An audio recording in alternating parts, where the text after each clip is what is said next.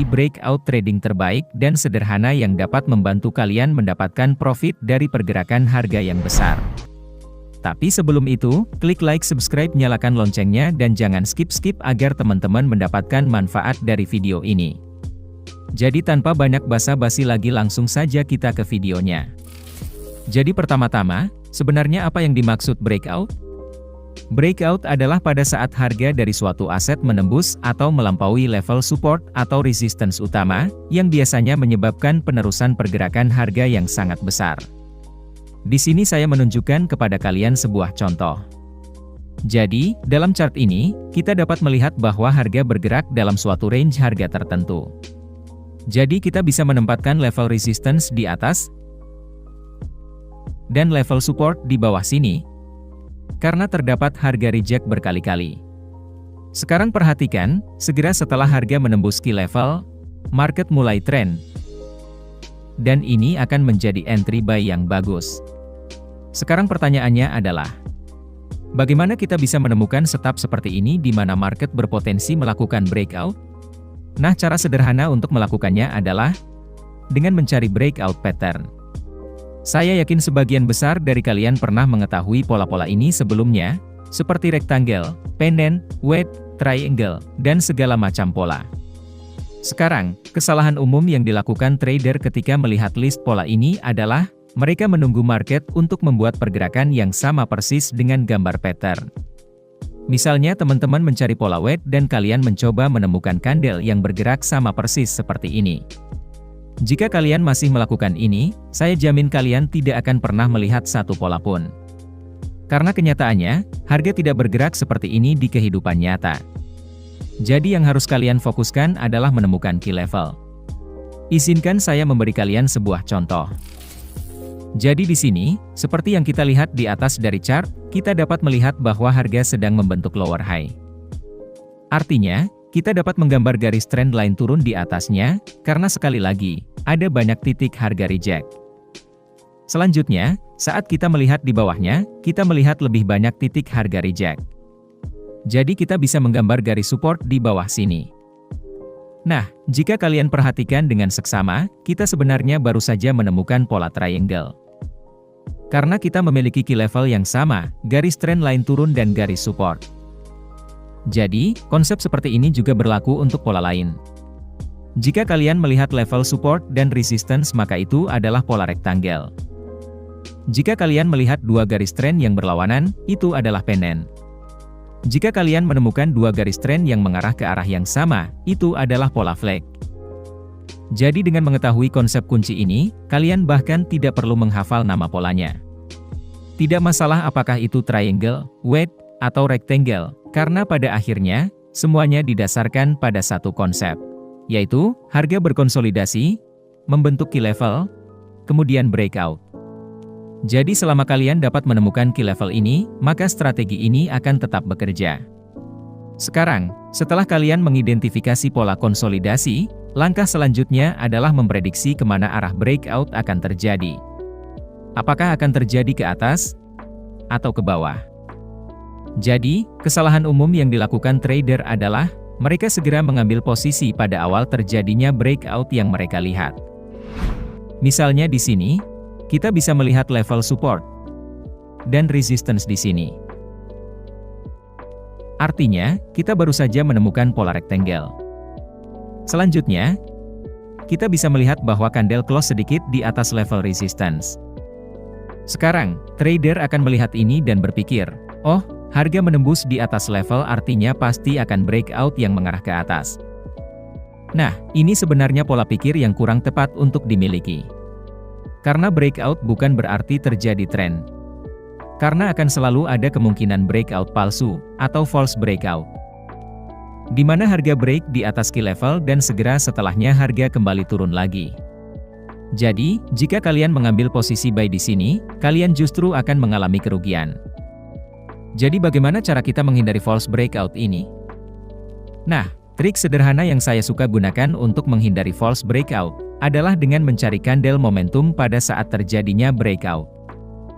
Candle momentum yang terbentuk, biasa berbentuk satu candle besar, atau beberapa candle berukuran sedang. Izinkan saya menunjukkan kepada kalian sebuah contoh. Jadi dalam chart ini, kita dapat melihat bahwa harga sedang membentuk lower high, artinya kita dapat menggambar garis trendline turun di atas sini. Dan di bawahnya kita melihat higher low, sehingga kita juga bisa menggambar garis trend naik di bawah sini. Dan sekarang kita baru saja menemukan bentuk pola penen. Selanjutnya, kita melihat kandel hijau besar break di atas garis trend di atas. Tetapi jika kalian melihat lebih dekat, perhatikan bahwa kandel open di bagian sangat bawah, dan hanya sebagian kecil saja body kandel yang break. Jadi untuk situasi seperti ini kita perlu konfirmasi lebih lanjut dengan menunggu kandel selanjutnya terbentuk. Jika setelahnya membentuk kandel hijau berukuran sedang, maka itu akan dihitung sebagai kandel momentum. Tapi sayangnya, selanjutnya adalah kandel merah yang terbentuk, jadi kita akan abaikan sinyal ini. Selanjutnya, kita bisa melihat kandel hijau besar yang break. Tapi kali ini, sebagian besar body kandel break melewati garis, jadi ini dihitung sebagai kandel momentum. Sekarang, ada 3 skenario yang bisa terjadi setelah kandel momentum ini terbentuk. Pertama, harga terus melanjutkan tren naik. Kedua, harga melakukan pullback menuju key level sebelum melanjutkan kenaikan. Dan ketiga, harga berbalik arah ke bawah, dan ini dianggap sebagai false breakout. Lalu apa yang harus kita lakukan? Haruskah kita menunggu harga melakukan pullback sebelum entry? Atau haruskah kita masuk sekarang saja? Baik, secara pribadi, daripada mencoba memprediksi apa yang akan terjadi selanjutnya, yang biasa saya lakukan adalah memposisikan diri saya, sehingga apapun yang terjadi, saya akan selalu memiliki lebih banyak keunggulan. Jadi yang akan saya lakukan adalah, saya akan entry posisi buy pada penutupan kandel momentum, dan menetapkan stop loss saya sedikit di bawah key level. Jadi, dengan melakukan ini saya masih mendapat manfaat dalam setiap skenario. Jika skenario pertama terjadi, dan harga terus naik, maka saya akan berakhir profit. Jika skenario kedua terjadi, di mana harga melakukan pullback kembali ke key level sebelum melanjutkan ke atas, stop loss saya tidak akan kena, dan saya akan tetap profit. Dan jika skenario ketiga terjadi, di mana sayangnya jika ini adalah false breakout, stop loss saya akan kena, dan itu akan mencegah saya kehilangan lebih banyak uang dari yang saya resikokan.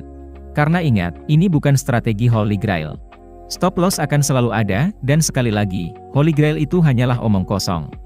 Nah, setelah entry posisi buy dan mengatur stop loss kalian, langkah selanjutnya adalah menentukan target profit kalian. Jadi pertama-tama kalian perlu mengingat bahwa dalam setiap breakout, harga cenderung akan mengalami tren yang sangat besar.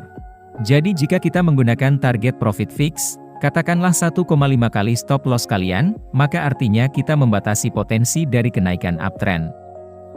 Jadi, untuk memastikan bahwa kita mendapat keuntungan jika harga membuat pergerakan besar, yang akan saya lakukan adalah menggunakan apa yang disebut sistem take profit 2 step.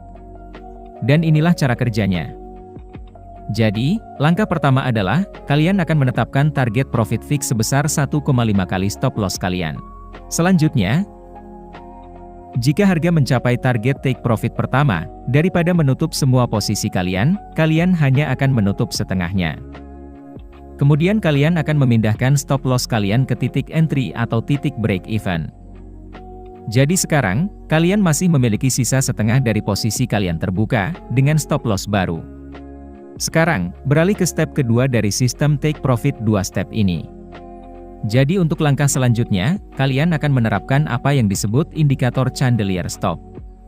Masuk ke kolom pencarian indikator lalu ketikkan chandelier stop. Selanjutnya, masuk ke pengaturan dan ubah nilai ATR menjadi 2. Jadi, sekarang yang perlu kalian lakukan adalah membiarkan sisa setengah dari trade kalian berjalan. Sampai indikator chandelier stop berubah warna. Setelah ini terjadi, kalian akan close posisi yang tersisa dan take profit.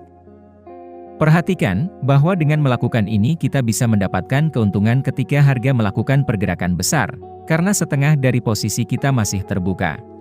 Jika kita menutup semua posisi kita pada target profit pertama, kita akan kehilangan potensi kenaikan ini. Dan dalam contoh ini, kita juga bisa melihat bahwa harga langsung naik, tanpa melakukan pullback. Inilah mengapa saya lebih memilih untuk langsung entry posisi, karena seringkali breakout terjadi tanpa melakukan pullback. Jadi ini pendapat saya pribadi. Jika kalian selalu menunggu pullback terjadi sebelum entry posisi, kemungkinan besar kalian akan melewatkan banyak potensi profit. Dan sekarang, mari kita lihat secara lengkap strategi ini saat diaplikasikan nantinya ke market. Dalam chart ini, kita dapat melihat bahwa harga sedang membentuk lower high yang berarti kita dapat menggambar garis tren turun di atasnya. Dan saat kita melihat ke bawah, kita juga bisa melihat level support, karena adanya beberapa titik harga reject. Jadi kita baru saja membentuk pola triangle. Selanjutnya, kandel hijau berukuran sedang baru saja menembus di atas key level, namun kandel ini masih terlalu kecil untuk menjadi kandel momentum. Jadi, kita akan abaikan sinyal ini. Kemudian, kita dapat melihat bahwa kandel merah break di bawah key level. Tetapi sekali lagi, itu masih terlalu kecil untuk dikatakan sebagai kandel momentum, jadi kita akan mengabaikan sinyal ini sekali lagi. Selanjutnya, kalian dapat melihat beberapa kandel merah yang terbentuk setelahnya, sehingga rangkaian beberapa kandel ini dianggap sebagai kandel momentum. Jadi, kita bisa mengambil posisi sell sekarang. Untuk stop loss kalian bisa menempatkannya sedikit di atas key level, dan menerapkan sistem take profit 2 step.